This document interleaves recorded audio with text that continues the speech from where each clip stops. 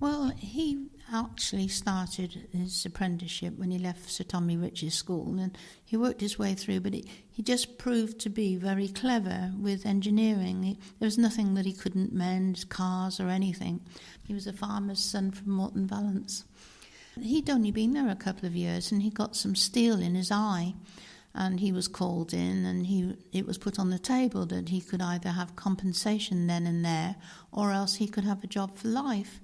Well, it was not very good time in the 20s, so he chose the job for life. My father had been working with him for a couple of years then, and in this photograph, he's on the stand at the Royal Show, and Fielding and Platts always had their machinery on show there. They would be there for nearly a week, I think. It was a big show. Yes, I think they nearly always wore their trilbys in those days.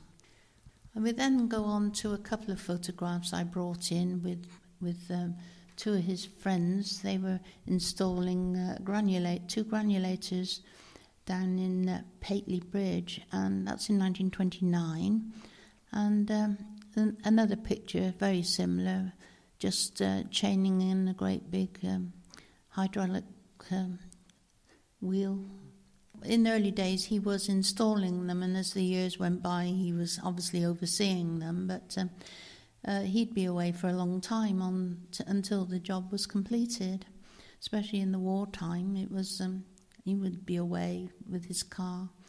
He was very fortunate. He was given fuel, and it meant that we were able to have a car on the road where most people didn't have one. And then he was given his own department, where it was called the experimental department. He brought out several extrusion presses which he designed. Used to install these great presses that went down into Wales to the steel works, and it described it as the steel was coming out like toothpaste, whatever shape they wanted it came out, whether it was for making frames for windows, I don't know what it was used for, but the Fielding and Platts presses were squeezing out the steel into different shapes. It was at the time they were making prefabs, and it was all very useful things. Also, they were always going down to St Austell's. There was great clay mines down there, and they were using the white China clay that wasn't used anymore, and they were pressing it with Fielding and Platts presses and making them into concrete blocks to build houses. And in the 50s, there was a great surge on getting everybody housed after the bombing in the 40s. And Fieldings were flat out down in St Austell's with these, overseeing these presses going in, making these blocks.